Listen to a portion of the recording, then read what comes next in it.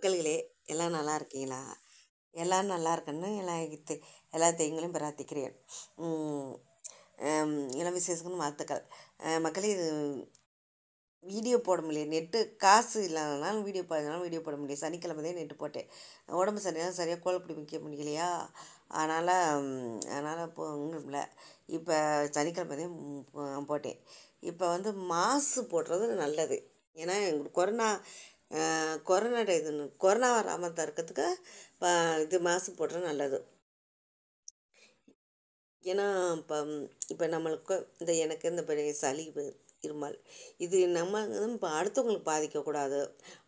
எந்த இதுவும் பாதிக்கக்கூடாது. அடுத்து எந்த கிருமியும் நம்மளுக்கு வாடகை இருக்கக்கூடாது. அது நம்ம கிருமிகள் நம்மளுக்கு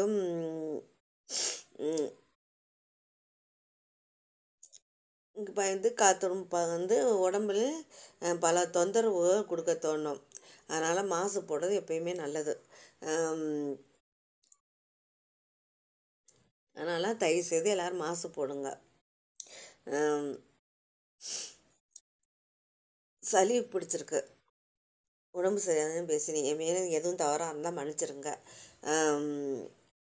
இன்னொரு மாதம் ஒன்று வச்சுருக்கீங்கன்னா நான் மாதம் வாங்க போகிறேன். மாற்றி போட்டுக்கிறலாம். இப்போ நம்ம என்ன மாதிரி தும்மலோ நம்ம அடுத்தவங்க பாதிக்கக்கூடாதுல்ல, எந்த இதுவும் பாதிக்கக்கூடாது. நம்மளுக்கு எந்த விதத்தையும் கூடாது. நம்ம எல்லாம் உடம்பு ஆரோக்கியத்தை பாருங்கள். எல்லாம் நல்லா இருக்கணும். இன்றைக்கி ஆஸ்பத்திரி போயிட்டு மாத்திரை வாங்கிட்டேன்.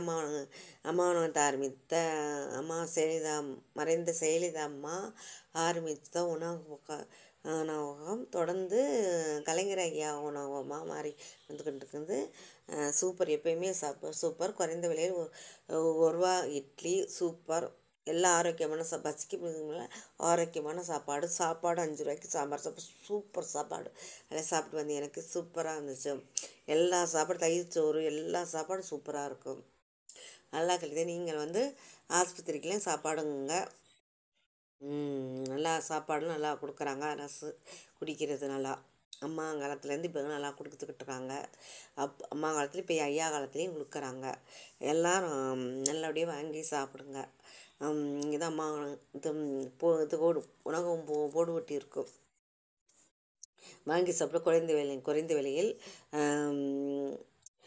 ஆரோக்கியமான சாப்பாடு சாப்பிடுங்க.